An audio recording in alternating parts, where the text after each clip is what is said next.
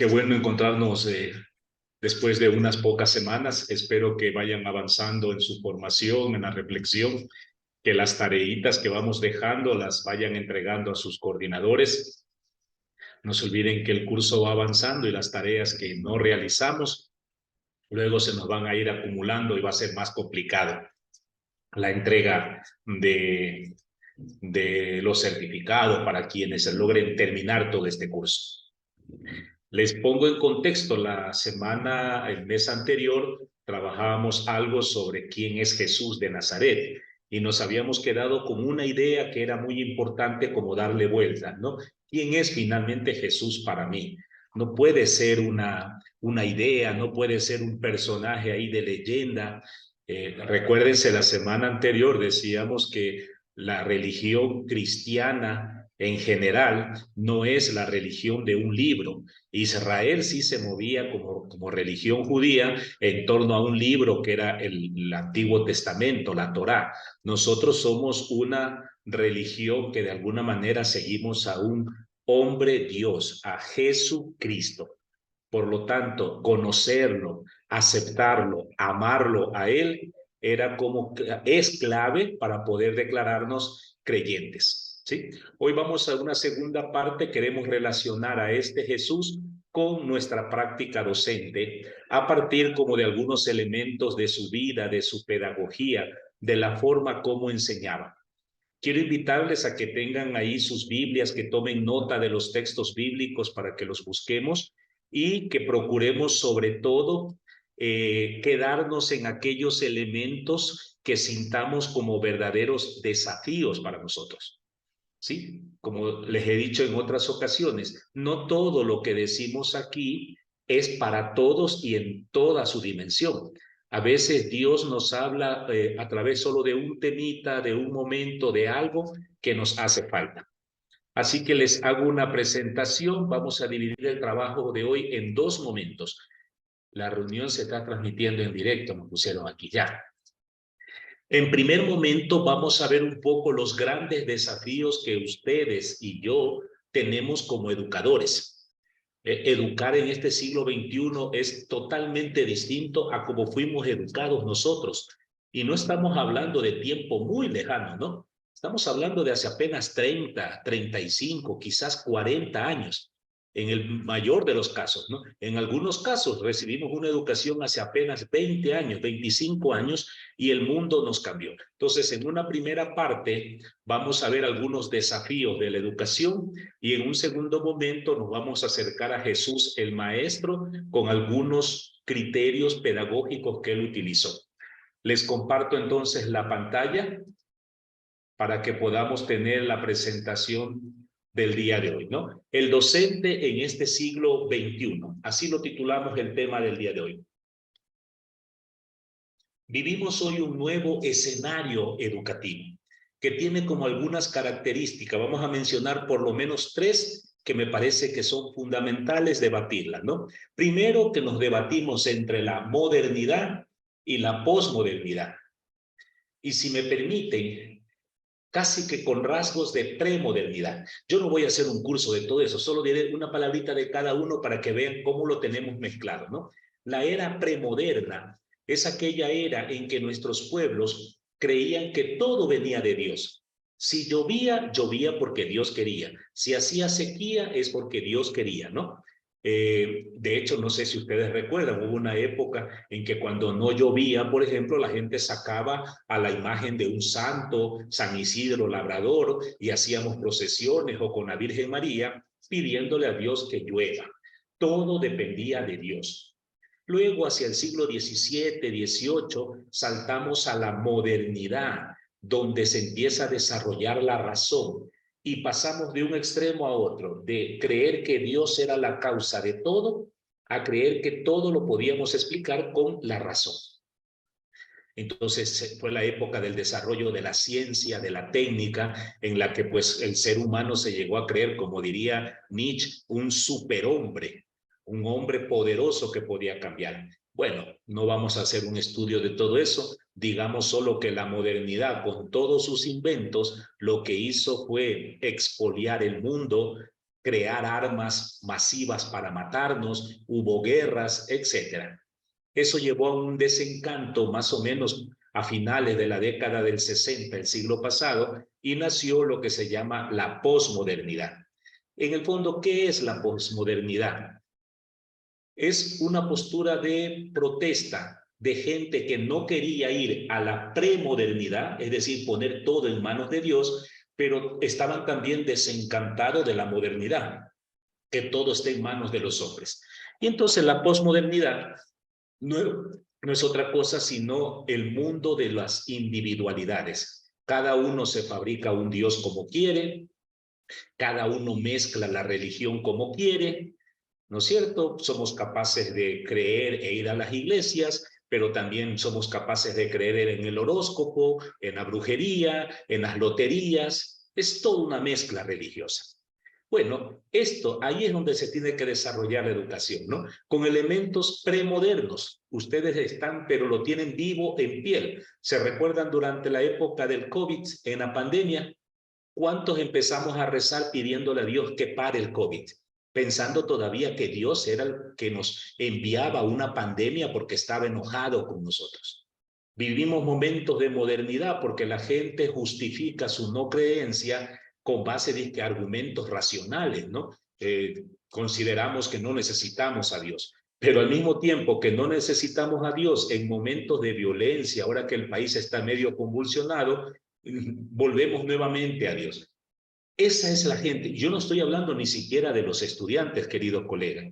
Estoy hablando de ustedes. Probablemente muchos de los que estamos aquí vivimos este debate, vivimos esta tensión en la que por último mezclamos todo, sentimientos, afectos, razonamientos, experiencias, en una mezcla que no nos ayuda, ¿no? Segundo, hay un cambio de paradigma.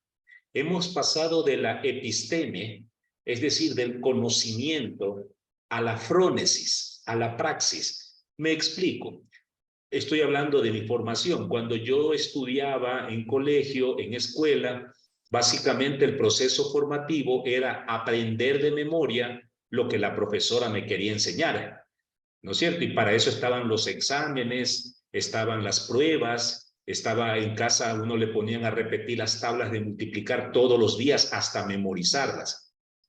Pero ahora hemos pasado a una experiencia educativa que es muy práctica, en la que todo se quiere demostrar. De hecho, hay nuevas pedagogías educativas que están en boga, ¿no? Hoy, por ejemplo, a nivel de universidades, está muy en boga lo que se llama aprendizaje-servicio. El aprendizaje-servicio, ¿no? Es decir, ir aprendiendo e ir poniendo en práctica con un fuerte sentido social. Hay aprendizajes basados en casos, aprendizajes basados en experiencias, aprendizajes basados en actividades lúdicas, lo que hoy llaman algunos del inglés la gamificación, porque todo es pragmático. Y muchos de nosotros a veces nos cuesta realizar ese tipo de experiencia más práctica y seguimos educando con meros conocimientos. Y finalmente, de alguna manera, hemos pasado de una cultura cristiana a una especie de contracultura donde pareciera que está de moda oponerse a todo lo que sean nuestras raíces cristianas. Hay un nuevo modelo axiológico. Ustedes tienen más experiencia que yo con chicos de colegio, pero a mí me da la sensación de que los jóvenes hoy no es que han dejado de ser sensibles, sencillamente han cambiado el escenario de sus afectos. Mientras antes éramos muy sensibles a situaciones de pobreza, niños en la calle, huérfanos, ancianos, etcétera, hoy pareciera que los jóvenes son más sensibles a los animales, a las plantas, al respeto de la diversidad, ¿no? Hemos cambiado los valores, hemos cambiado, y muchas veces los nuevos valores se ven como opuestos a los valores cristianos. De hecho, plantear valores cristianos puede ser un verdadero ejercicio de dolor de cabeza, porque más de algunos se resisten, sin darse cuenta que en el fondo está viviendo los mismos valores, pero con otro nombre, ¿no? La docencia hoy puede parecer una experiencia muy especulativa, Nosotros ya no construimos entonces saberes basados en experiencias. ¿Mm? Y enfrentamos todo un contexto cambiante donde finalmente tenemos que volvernos mediadores culturales, como decía la UNESCO, ¿no? Es decir, lo voy a decir en otras palabras para hacerme entender. Hoy la educación ya no es el conocimiento que emana del docente.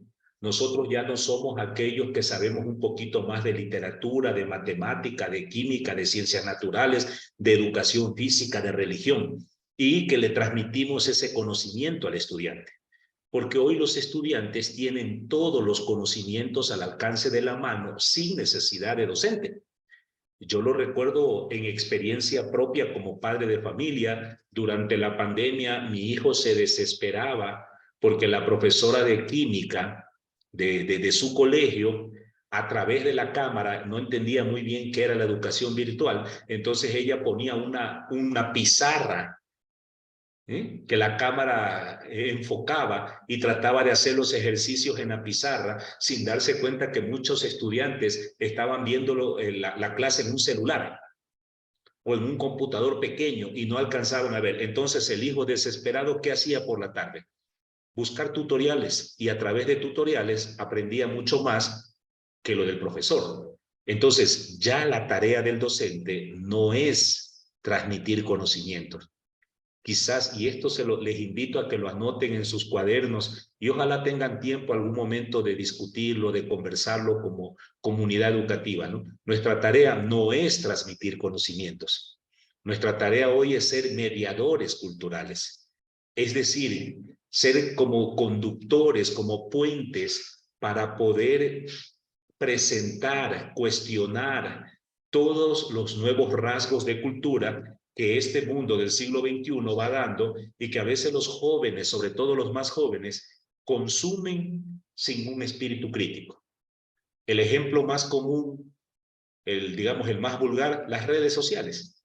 Las redes sociales son una experiencia cultural que muchos jóvenes consumen, pero sin ningún tipo de espíritu crítico, y es allí donde entra nuestra tarea, ¿no? Por otro lado, tenemos el efecto de las ideologías que devalúan nuestro trabajo docente. Ideologías políticas, religiosas, tecnológicas, culturales, que hacen que nuestra experiencia docente se vea enfrentado a un mundo donde, escuche lo que voy a decir, que va a sonar un poquito como trabalenguas, pero que es verdad, ¿no? En un mundo que por defender la tolerancia se vuelve intolerante. Porque estamos en un mundo donde muchas acciones que antes nos parecían normales, hoy no podemos hacerlas porque son consideradas acoso, son consideradas domesticadoras, pueden ser consideradas bullying, pueden ser consideradas machistas, pueden ser consideradas xenófobas, pueden ser consideradas aporofóbicas, porque es una extrema sensibilidad la que vivimos, que si usted medio levanta la voz a un estudiante, usted está faltándole el respeto. ¿Sí? Bueno, a mí no me gusta la expresión sociedad o generación de cristal porque me parece ofensivo, pero sí estoy de acuerdo que esta es una generación líquida, muy líquida. El trabajo docente se tiene que desarrollar dentro de unas culturas que nos interpelan. Nos interpelan porque hoy tenemos que aprender a valorar la diversidad en clases, ¿no? Algo que ya es muy común, hoy es común. Algunos que tengan más de 40 años recordarán que hace unos 30 años atrás, por ejemplo, una joven embarazada, una estudiante embarazada, tenía que retirarse del colegio, sencillamente, punto. O un niño no bautizado o de padres no casados no podía ingresar en una institución regentada por la iglesia.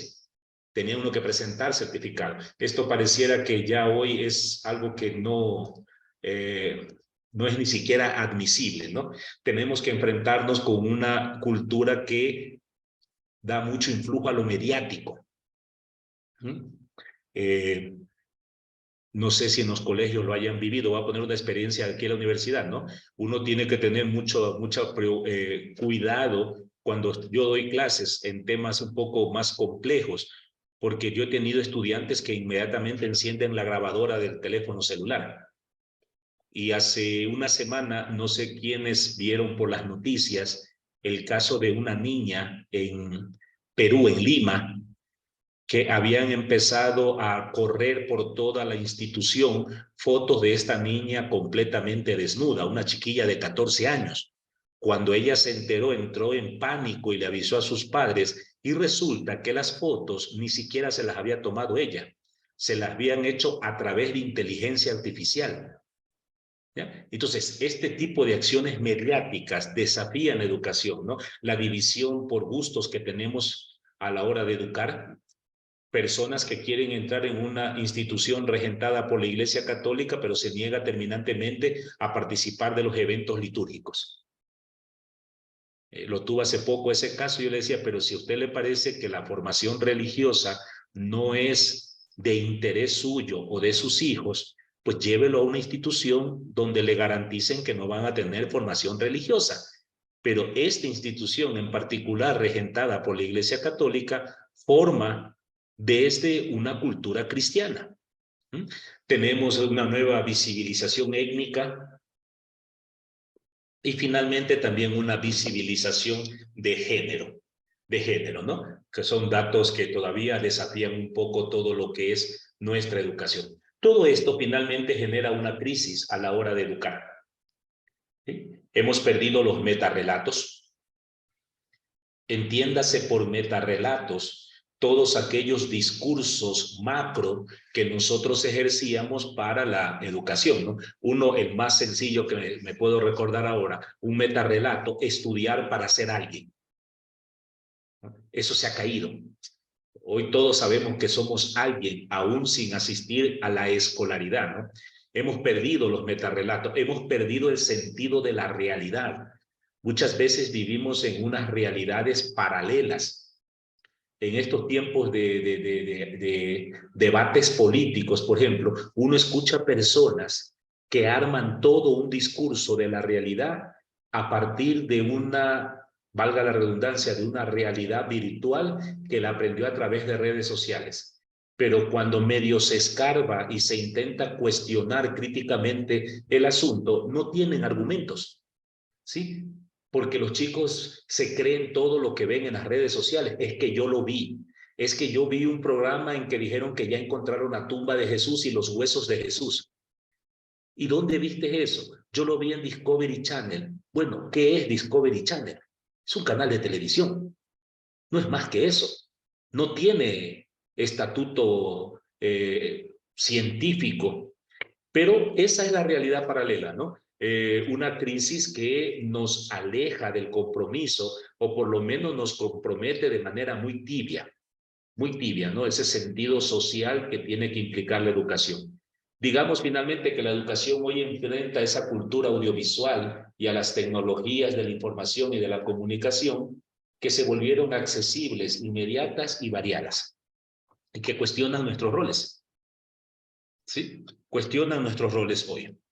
Frente a eso, podemos hacernos una pregunta. Tuviéramos tiempo, pudiéramos irnos a trabajar en pequeños grupos para dialogar, ¿no? ¿Qué hacer para que la formación que ustedes docentes dan en sus instituciones pueda llevar a un auténtico compromiso con eso que llamamos educación integral?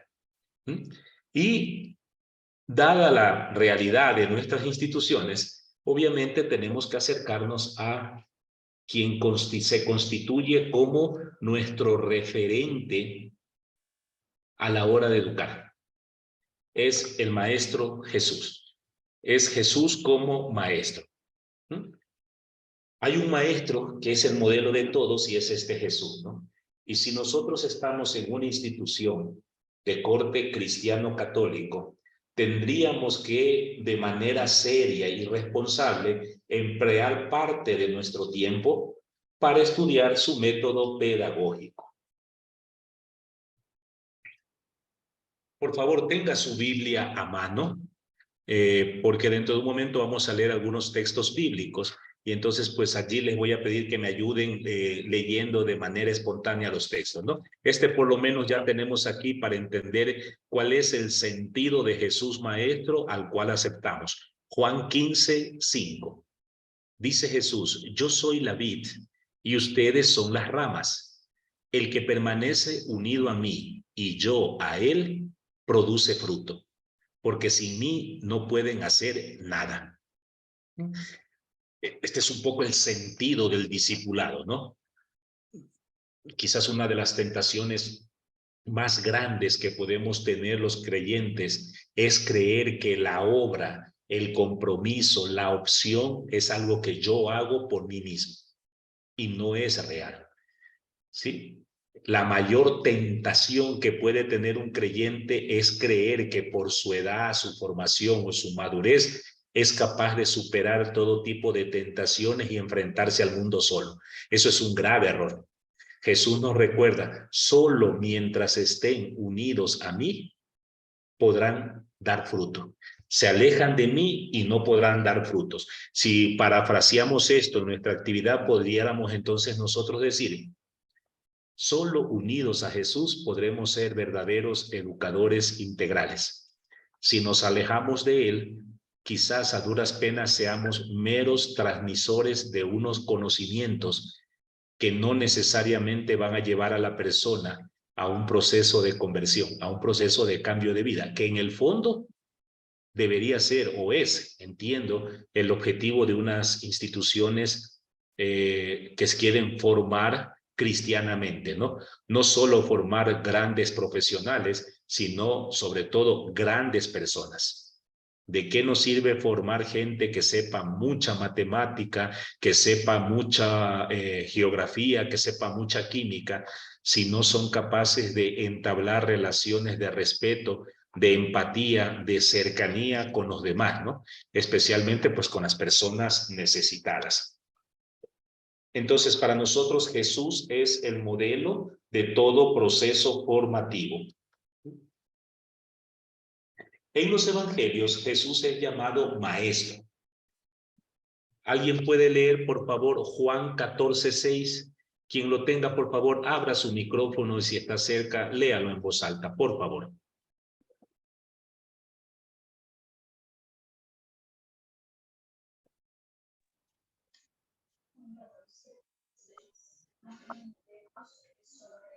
Nadie está Vosotros, cerquita. Ángela. Sí, sí, adelante. vosotros sois mis amigos, si hacéis lo que os mando. Ya no os llamo siervo, pues el siervo no sabe qué hace su señor. Yo os he llamado amigos porque os he dado a conocer todas las cosas que he oído a mi Padre. Hasta ahí, ¿sí? Es llamado, y Jesús acepta el título, ¿no? Es un maestro que enseña con autoridad y verdad, como nos va a decir Marcos, y que expone su conocimiento no tanto porque él lo produce, sino porque siente que el Padre se lo ha comunicado.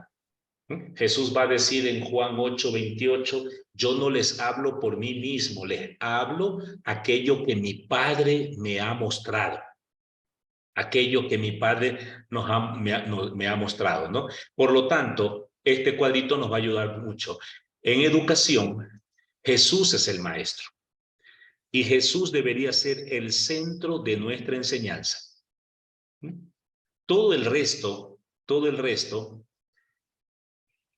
son apenas medios. A veces, no sé si les ha pasado a ustedes, yo lo he visto muy continuamente en clases formales, escolarizadas, lo he visto en catequesis, lo he visto en grupos, que a ratos nos quedamos mucho más prendidos, centrando la vista en los medios. Nos llama la atención el video, nos llama la atención el trabajo en grupos, nos llama la atención las exposiciones, nos llama la atención todas las dinámicas y juegos que hacemos, pero a la hora de la hora nos olvidamos que todo eso es apenas son medios y que lo central es quedarnos con una frase, con una enseñanza que nos deje el verdadero maestro que es Jesús a través de los textos bíblicos. Y este sí es un verdadero desafío para todos nosotros educadores. ¿Cómo hacer para que al final del día los estudiantes se queden sanamente inquietos con un Jesús que los convoca, los cuestiona, los invita, los desafía, y no que se queden en los medios, que no se queden incluso en nuestra imagen como maestros. Porque a ratos podemos cometer esa tentación de querer vendernos nosotros como nuestra imagen misma, ¿no? Así pues, toda la formación cristiana tiene como fuente a Jesucristo. Sin él la formación podrá ser muy humana, pero no será cristiana. Recordemos lo que nos dice en el Evangelio de Juan, ¿no? Él es el camino que tenemos que recorrer, la verdad que tenemos que buscar y la vida que tenemos que alcanzar. ¿Cuál es el secreto de Jesús o qué es lo que hace diferente a Jesús? ¿Qué es lo novedoso de Jesús? Porque obviamente sabemos que Jesús no fue el primer maestro que hubo, ¿no? Ya antes y después de él, en la cultura judía y en otras latitudes, hubo muchos maestros y valiosos. Pero ¿qué hizo a Jesús tan especial como maestro? Primero, que amó genuinamente a sus discípulos. A mí me gusta recordar lo que decía Teresa de Calcuta. Teresa de Calcuta decía que para discernir el amor hay que tener siempre en cuenta que el amor es una experiencia de dolor. Experiencia de dolor, no dolor físico, no dolor moral. Hablamos del dolor existencial, que significa amar al otro hasta el extremo. Amar al otro incluso porque nadie más lo quiere amar. Y eso es lo que nos convierte en maestros. Yo creo y apelo a su propia experiencia como estudiante alguna vez, queridos colegas. Yo estoy casi seguro que los profesores que más recordamos en nuestras vidas no son aquellos que nos enseñaron más cosas, sino aquellos que fueron más personas con nosotros. Aquellos que aprendieron a corregirnos, pero que los sentíamos cercanos. La verdadera tarea del maestro es primero ganarse al estudiante y después de ganárselo, ahí sí ayudarle con el conocimiento. Decía el Papa Juan Pablo I. Juan Pablo I decía, al final no importa cuánto sabe Juanito, sino cuánto ama Juanito. Esa experiencia. Segundo, Jesús valora a cada persona y simpatiza con sus problemas e intereses. Valorar a cada uno, buscar no uniformar. De mi época de estudiante, una de las cosas más desagradables que recuerdo, dos que estaban ahí mismo, ¿no? Primero, esa tendencia a llamarnos por apellidos, sin tomar en cuenta que teníamos un nombre que nos daba identidad. Más aún, yo tuve un profesor de educación física que ni siquiera nos llamaba por apellidos, sino por números. Entonces, cuando él tomaba lista, éramos 1, 2, 3, y uno tenía que responderle presente. O sea, esa despersonalización es quizás un signo de cuánto nos importa o deja de importar el otro. El otro, ¿no? El estudiante. Ayer justo en un curso que estoy haciendo aquí en la universidad nos decía el instructor, está bien que hay una norma que dice que el estudiante puede ingresar hasta 10 minutos después de la hora prevista y después de eso ya no puede entrar. Pero ¿cuántas veces podemos ser injustos con un estudiante que llegó 15 minutos tarde, no lo dejamos entrar y tampoco le preguntamos por la razón? Porque detrás de eso hay una causa, que es la que a veces no entendemos, ¿no? Tercer secreto de Jesús, habla con discreción y con mucha ternura. Ejemplos tenemos varios, voy a dar solo uno. Cuando Jesús está celebrando la última cena con sus discípulos, después de darle de comulgar, porque le da de comulgar a Judas Iscariote, le ofrece el pan y el vino, Jesús se acerca con una delicadeza, con una ternura y le dice, Judas, lo que tienes que hacer, hazlo pronto. Lo que vas a hacer no es correcto, pero es tu libertad. Libremente vas a decidir lo que tienes que hacer, ¿no? Eso es tener mucha discreción. Dos cosas pudiéramos sacar de allí, ¿no? Primero, que tenemos que entender que no es verdad que por ser adultos por tener formación, por tener hijos, estamos más preparados que los jóvenes. A mí me parece que eso es una falacia, porque las experiencias son individuales, porque cada uno tiene su propia experiencia y yo no puedo juzgar a los demás por las experiencias vitales que yo he tenido. Y lo segundo es que respetando que la otra persona tiene autonomía para decidir, ser muy discretos, ser muy delicados a la hora de corregir. Siempre hay que corregir, pero algunos de nosotros a veces confundimos la sinceridad con la desfachatez. Confundimos el ser sinceros con el ser groseros. Entonces dicen, es que a mí me gusta decir las cosas en la cara y de frente. Sí, está bien que usted diga las cosas de frente, pero puede decirlo con delicadeza, sin ofender, sin agraviar al otro.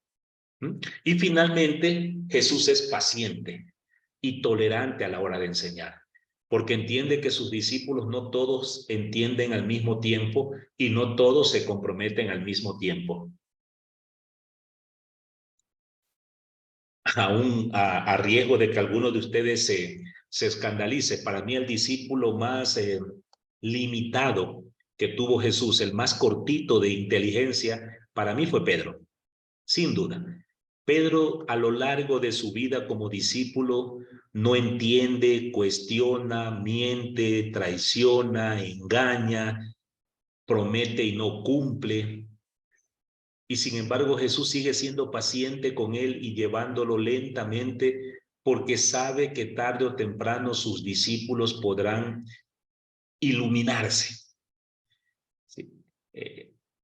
Yo a veces me pongo a pensar, me gustaría estar, ya no estarán vivos, me imagino que la mayoría se habrán muerto ya, de mis profesores de colegio, ¿no? Me gustaría tener a los profesores de segundo curso de colegio, una época que fue bastante crítica, yo fui bastante molestoso, bastante indisciplinado en clases, y yo escuché a algún profesor que no daba un centavo por mí, y me gustaría verlo ahora y decir, ve, profe, sí valí para hacer algo en la vida. ¿Sí? Gracias a Dios sí tuve maestros que supieron confiar, que supieron ver en mí algo más de lo que veían los demás y que con paciencia me fueron guiando. Y me perdonan un minuto de abusar de su tiempo para agradecerle. No sé dónde está, no sé si está viva o está muerta.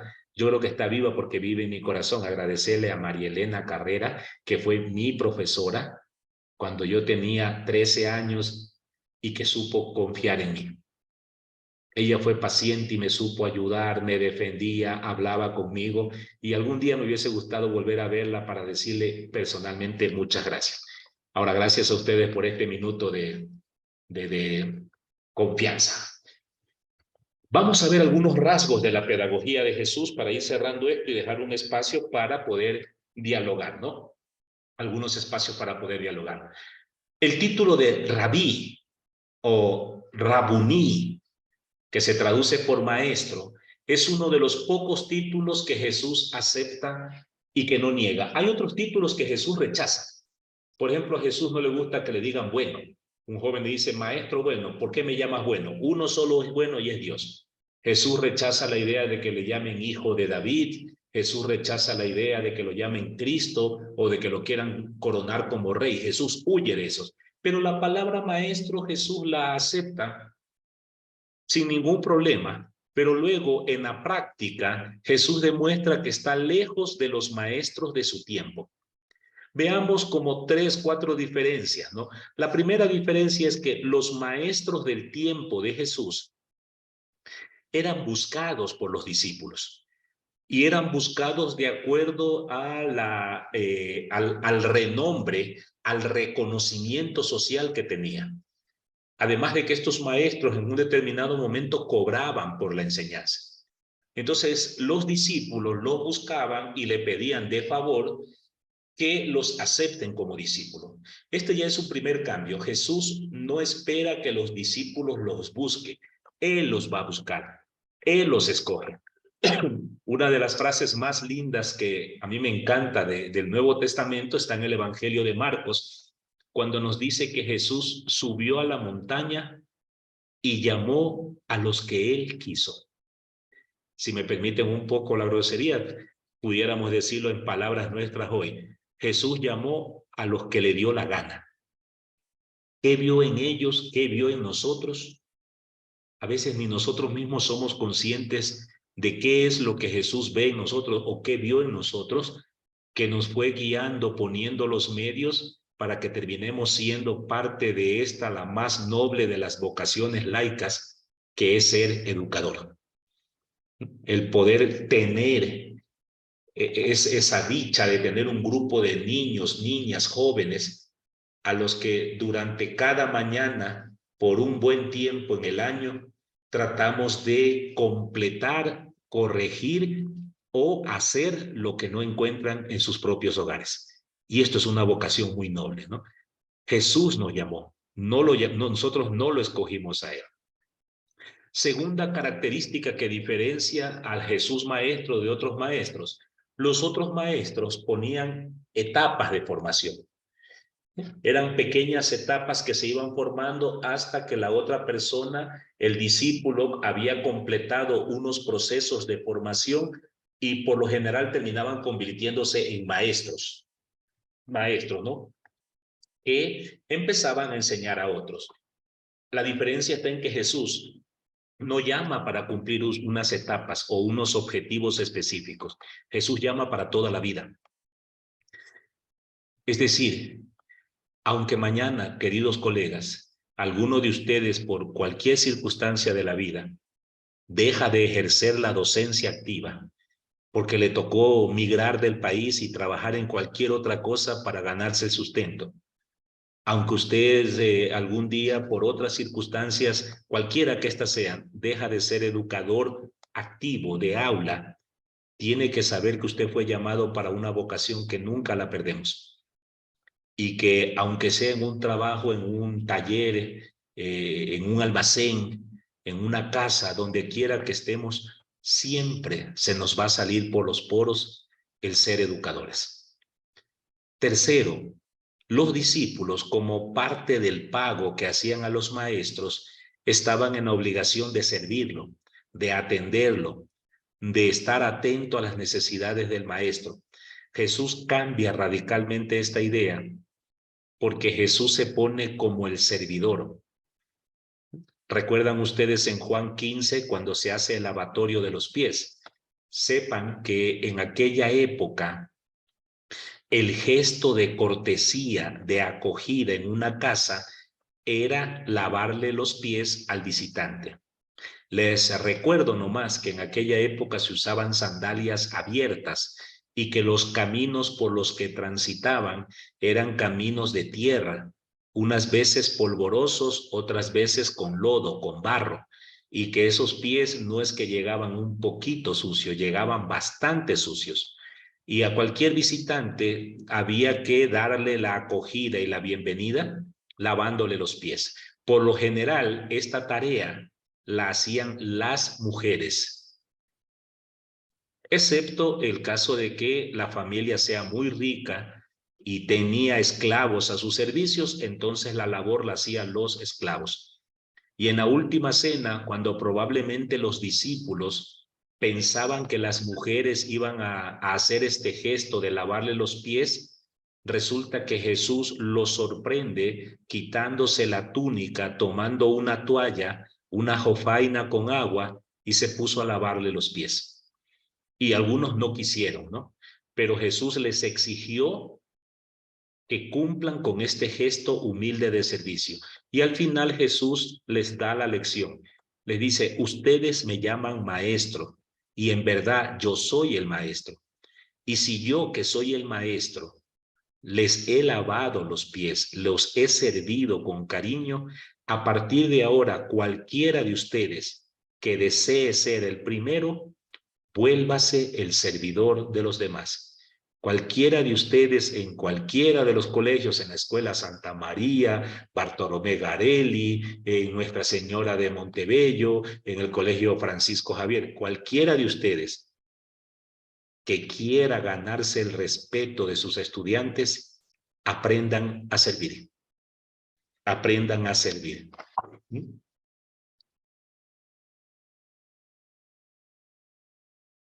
Por otro lado, muchas niñas y mujeres que otros maestros jamás hubiesen aceptado. A los niños porque eran considerados todavía no personas, y las mujeres porque nadie les iba a enseñar nada. Para ellas el mundo se limitaba exclusivamente al ámbito doméstico, ¿no? Incluso en el Talmud, que es la interpretación de las leyes, se llegaba a decir que era preferible quemar la ley que enseñársela a una mujer. ¿Mm? Era muy mal visto esto. Pues Jesús no solo deja que los niños se acerquen a Él, sino que juega con ellos y los pone como ejemplo de lo que debería ser la vida adulta. Curioso, ¿verdad? Un niño ejemplo de adultez. Claro, uno se pregunta, yo muchas veces me pregunté, ¿cuál será la mayor característica de los niños que nos pueden enseñar a entrar al reino de los cielos? Y a diferencia de lo que alguna vez escuché, que seguramente usted también habrá escuchado, que los niños son ingenuos, que los niños son limpios de corazón, yo a veces me cuestiono eso. Digo, hay niños que no son ingenuos, no hay nada como un niño molestando a otro en un aula de clase. Pueden ser extremadamente duros. Sin embargo, la experiencia con mis propios hijos y con otros niños que he tenido que trabajar a veces en catequesis, me demuestra que los niños tienen una característica que es muchísimo más profunda y rica. Son capaces de pelear, son capaces de enojarse y al día siguiente seguir jugando. Son capaces cada día de despertarse y resetear su mente y su corazón y volver a empezar de cero. Y quizás eso nos falta. Yo a veces he dicho que creo que nos volvemos realmente adultos cuando empezamos a acumular resentimientos, enojos, rencores, cuando somos incapaces de liberarnos de esas cosas que nos hacen daño. Entonces nos hemos vuelto adultos. Ojalá seamos como niños para entrar en el reino de los cielos, capaces cada día de volver a empezar, ¿no? También Jesús deja que las mujeres lo sigan, que lo acompañen, ¿no? Por último, con los otros maestros, los discípulos adquirían estatus y prestigio, ¿no? Gozaban de la fama del maestro, ¿no? En el caso de Jesús le va a decir a sus discípulos, conmigo ustedes no van a ganar ni renombre, ni prestigio, ni aplausos. Conmigo lo que les espera es persecución, sufrimiento y hasta muerte. Algo que seguramente fue muy duro, porque seguramente muchísima gente que seguía a Jesús estaba buscando ser prestigioso, ¿no? Así lo deja ver el Evangelio de Marcos, cuando Jesús, viendo a toda la gente que lo seguía, se pregunta, ¿quiénes creen estos que soy yo? ¿Por qué me siguen? ¿Qué buscan? Manda a los discípulos a averiguar, los discípulos regresan y dicen, maestro, unos piensan que eres Juan Bautista, otros piensan que eres Elías, otros piensan que eres uno de los profetas. Es decir, te consideran un alto personaje y se sienten orgullosos de ir contigo. Y eso a Jesús le asusta. Por eso llama a Pedro, su mejor amigo, y le dice, Pedro, tú que tienes tiempo conmigo, ¿quién crees tú que soy yo? Y según el Evangelio de Marcos, atención, no estoy en Mateo, estoy en Marcos. Según el Evangelio de Marcos, Pedro dice, ¿qué Juan Bautista, qué profeta? Tú eres el Cristo, el Hijo de Dios. Y eso a Jesús le da miedo, por eso Jesús le va a decir, cállate, Pedro, no le digas a nadie eso. ¿Sí? Jesús entiende que el verdadero discipulado, que el verdadero discípulo se va construyendo día a día, forjándose en medio de las dificultades, de los problemas. No porque seamos masoquistas, que nos encante sufrir o tener dificultades, sino porque por entereza no nos negamos a los problemas que la vida nos ofrece día a día. La vida está constituida por desafíos que debemos afrontar y no rechazar. Vamos entonces en la última parte a ver algunos rasgos de la pedagogía de Jesús. Ahora sí, por favor, aquí sí vamos a leer todos los textos. Alguien, bueno, por lo menos, no, mejor no, porque si no nos demoramos mucho. Por favor, les pido y les pido mil perdones por no leer. Deberíamos leer los textos aquí, pero el tiempo es tan corto que les invito, por favor, en su casa, lean esos textos. Pónganos esta semana al iniciar las clases, hasta como especie de oración de la mañana, leer los textos, ¿no? Algunas características pedagógicas de Jesús.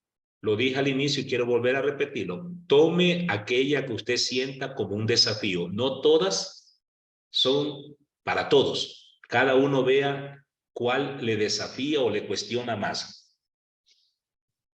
Primero, Jesús es el buen pastor que ama a sus ovejas, a las que les busca los mejores pastos, las conoce y las nombra, y ellas lo reconocen. Bíblicamente, por favor, bíblicamente, aquí aparecen dos expresiones que pueden resultar escandalosas para nosotros hoy. Escandalosas. Primero, la expresión conocer. En el mundo judío del siglo I, el verbo conocer tenía una connotación de mucha intimidad, llegando incluso a ser el verbo para reconocer la intimidad sexual. No sé si ustedes recuerdan, maestros y maestras, cuando el ángel Gabriel le dice a María que va a ser mamá. La respuesta de María es propia de una mujer judía. ¿Cómo será esto posible si no conozco varón? Es decir, María está reconociendo, yo todavía no he estado con ningún hombre, soy virgen. ¿Sí? Por eso digo, el término puede ser muy fuerte, pero hay que ubicarnos en el contexto bíblico, porque cuando Jesús dice, yo conozco a mis ovejas, está diciendo básicamente, he llegado a tener tal intimidad con ellas que su vida es mi vida, sus sueños son mis sueños, mis luchas son sus luchas. Este es un nivel de amistad muy profundo, ¿no? Es un nivel de amistad que yo he visto en algunas parejas que ya tienen buenos años casados, ¿no? No sé si les pasará a ustedes o han visto en sus padres y madres, ¿no? Que llega un momento en que ya casi ni hablan, porque basta una mirada para conocerse. Esto es bien, ¿saben dónde también se ve esta experiencia? En aquellas de ustedes, profesoras, que son madres de familia, que a veces no necesita que su hijo diga algo porque usted llega a conocerlo ya. Y usted le dice, ¿qué te pasa? No, no me pasa nada. No, mi amor, venga, cuénteme, ¿qué le pasa? Porque a usted le pasa algo. Yo a usted lo conozco. ¿Sí? Porque han llegado a ese nivel. Pues mire lo que hace Jesús Maestro y lo que nos invita. Primero, conocerlas, conocer a nuestros estudiantes. Triste aquel profesor que después de unas cuantas semanas de clase aún no tenga una visión clara de cada uno de sus alumnos, que pasa por algo más que recordar el apellido del estudiante. Pasa por tener un poquito más claro cómo están en su casa, cómo viven, qué dificultades tienen. Son, de alguna manera, mis ovejas. Y a mis ovejas tengo que cuidarlas, darle los mejores pastos. El segundo término que no deja de ser cuestionante acá es que las nombra. Llamar a una persona por su nombre en la cultura judía implicaba propiedad. Propiedad. Miren que eso se mantuvo hasta hace poco. Creo que todavía hay algunos casos, ¿no? Cuando se casaba una pareja, ¿cómo demostraba el hombre que era dueño de la mujer y la mujer aceptaba ser dueña del marido? Porque utilizaba el famoso de. Entonces se presentaban o se presentan, ¿no? Yo soy la señora Marta Espinosa de Gutiérrez. O sea, él es mi dueño y solamente Gutiérrez y nadie más. Eso se da en el mundo bíblico, ¿no? En el mundo bíblico no se menciona a una persona, no se la llama por su nombre si uno no es el dueño.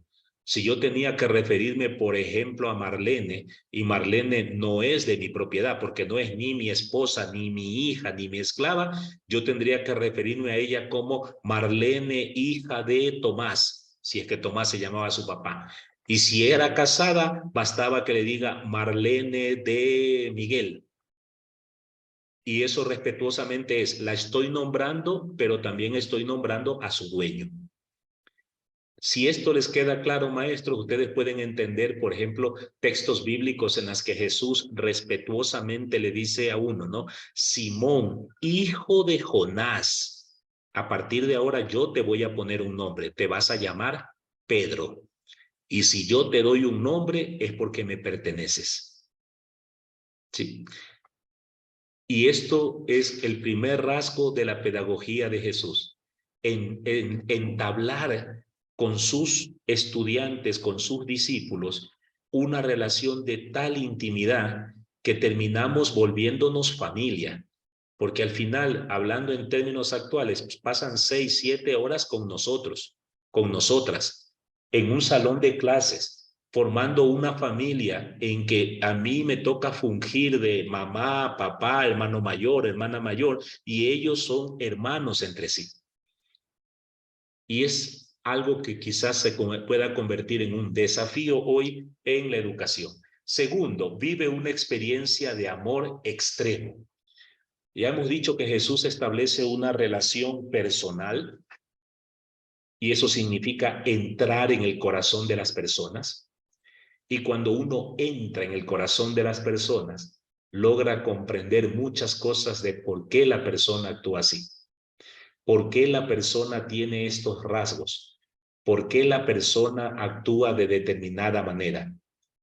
Y entonces fluye con mayor facilidad la capacidad de perdonar, de sanar, de curar, de consolar, de fortalecer, de invitar al otro, ponte en pie, levántate.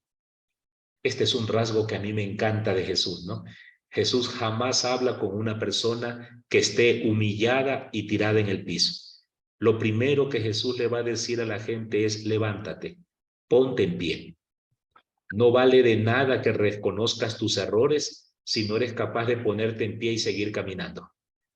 ¿Queremos sentir la misericordia del Padre? Levántate.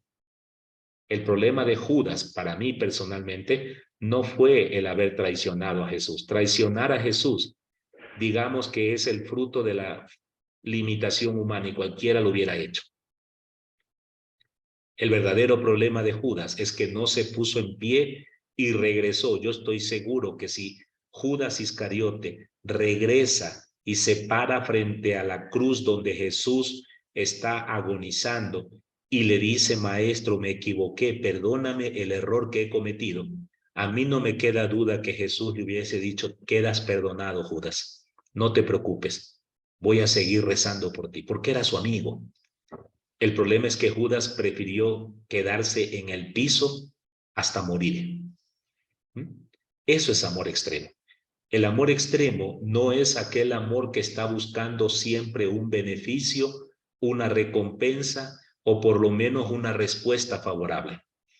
El verdadero amor es aquel que lo da todo sin esperar nada a cambio. Es el amor que no hace medidas y reservas.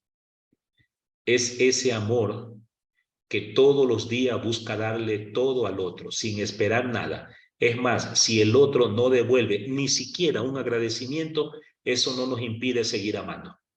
Quizás aquí hay un desafío para muchos de nosotros, ¿no? Que siempre estamos saludando, esperando que nos saluden, que compartimos algo de nuestro desayuno, esperando que mañana compartan, ¿no? Quizás por eso en el Ecuador nos encanta esa frase, hoy por ti, mañana por mí, o hoy por mí, mañana por ti. Nos encanta a veces utilizar textos bíblicos para decir que el Señor devolverá el 100 por 1 al que da con generosidad. Y entonces damos con generosidad $1 y ya estamos viendo cuándo es que Dios me devuelve mis $100. Cuidado, eso es un peligro. Nosotros, si seguimos a Cristo, con Jesús tenemos que entender que hoy es por ti, mañana es por ti y pasado mañana también es por ti. Tercero, enseña con autoridad. Enseña con autoridad. La personalidad de Jesús y su actuación o sus actuaciones son coherentes con lo que propone. El Evangelio de Mateo, sobre todo en los capítulos de 5 al 7, con mayor frecuencia en el capítulo 6. Va a poner una sabrosa explicación de lo que hacían y lo que Jesús propone, ¿no? Jesús, por ejemplo, les dice, a ustedes se les dijo ojo por ojo, diente por diente. Yo les digo ahora, no te resistas a tu enemigo, porque si él te quita un ojo y tú le quitas un ojo, mañana él te va a quitar el segundo y tú le vas a quitar el segundo y esa espiral de violencia nunca va a parar. A ustedes, varones, se les dijo que podían repudiar a su mujer, divorciarse y volverse a casar. Yo les digo ahora, tu esposa es para toda la vida. Y si tú la repudias, te vuelves adúltero. A ustedes se les dijo que cuando recen, levanten la voz, canten fuerte, griten al aire, que todo mundo los vea. Yo les digo ahora, cuando recen, métanse dentro de su corazón y digan, Padre nuestro, que estás en el cielo. No te olvides del pan de cada día para todos, no solo para mí, para todos. Y así Jesús va corrigiendo, ¿no? Va corrigiendo, pero eso lo hace porque tiene autoridad. Hay dos tipos de autoridades, creo que ustedes ya las conocen, ¿no? Está la autoridad legal y la autoridad moral.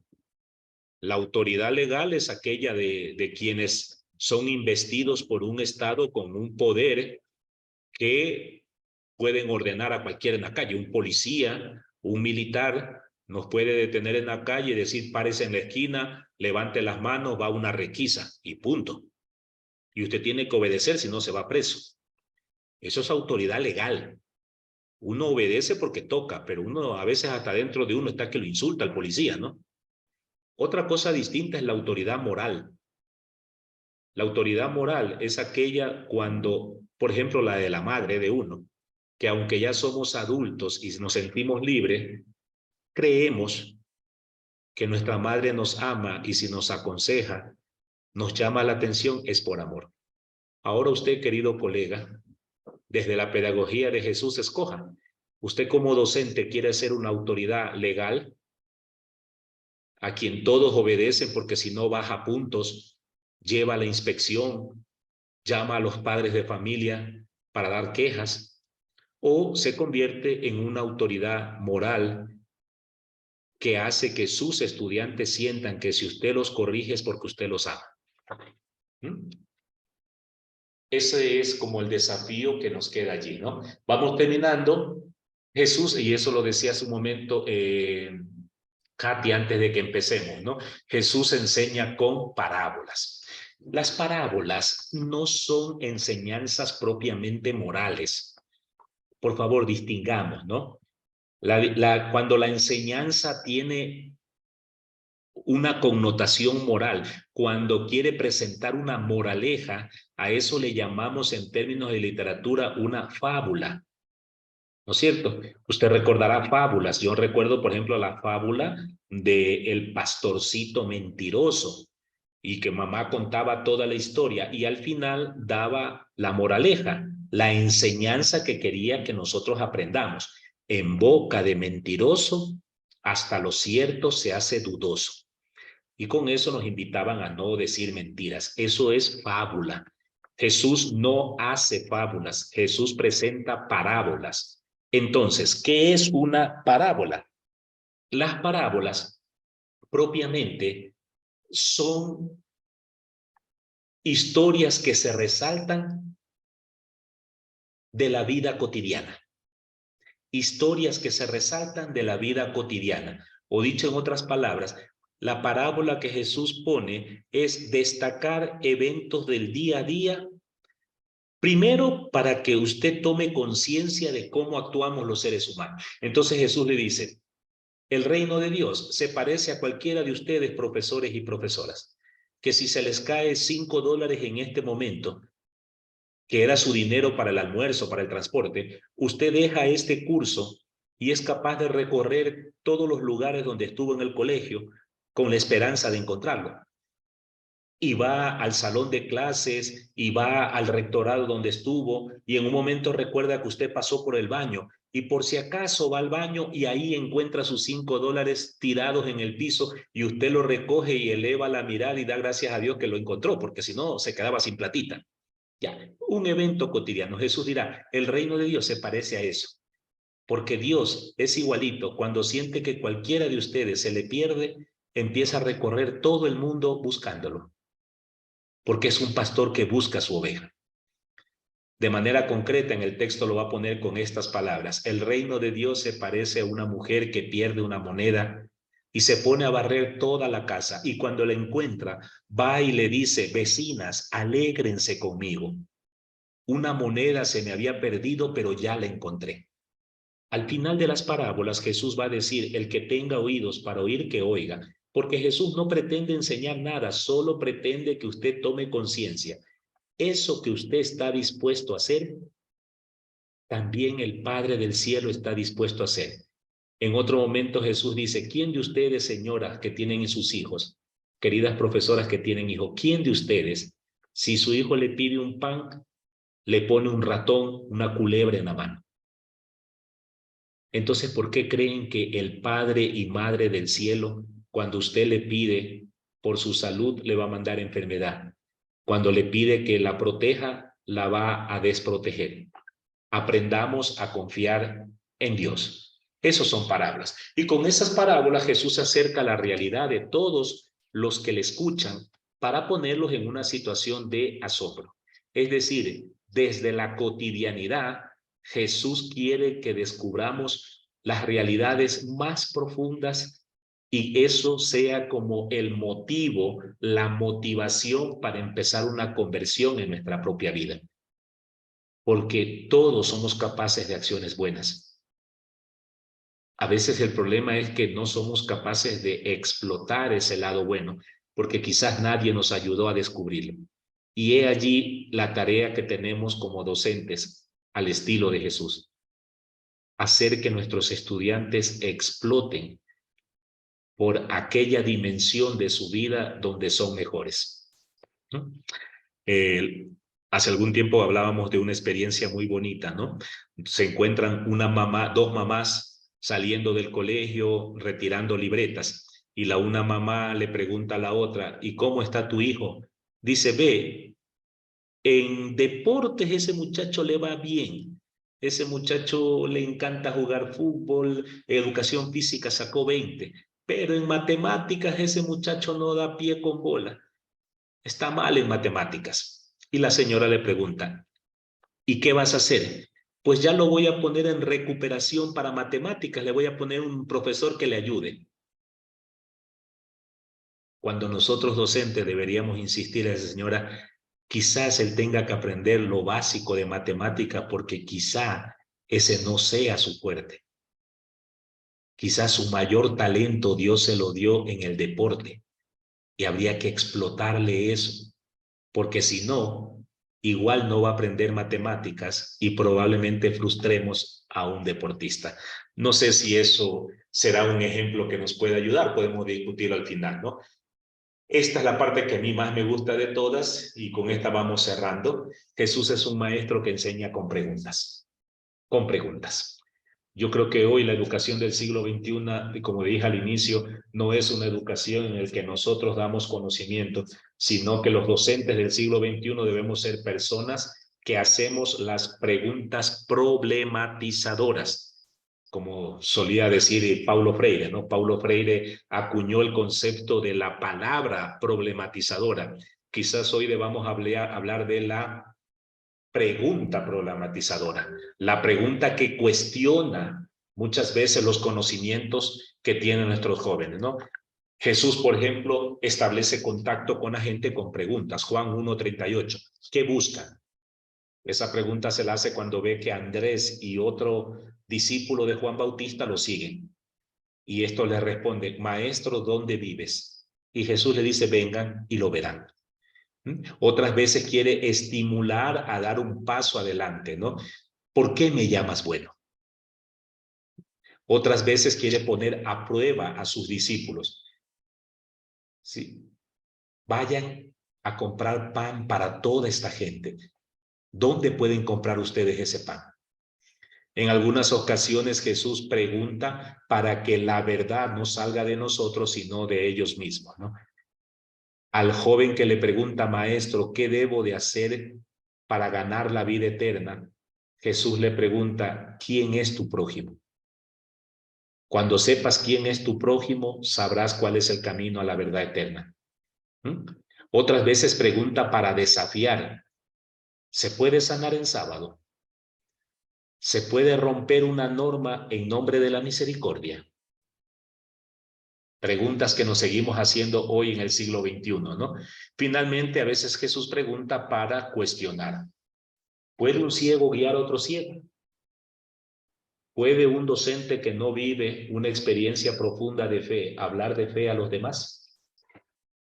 ¿Podemos hablar de esforzarse, de ser tenaces en la lucha cuando nosotros hemos bajado ya los brazos y dejamos de luchar?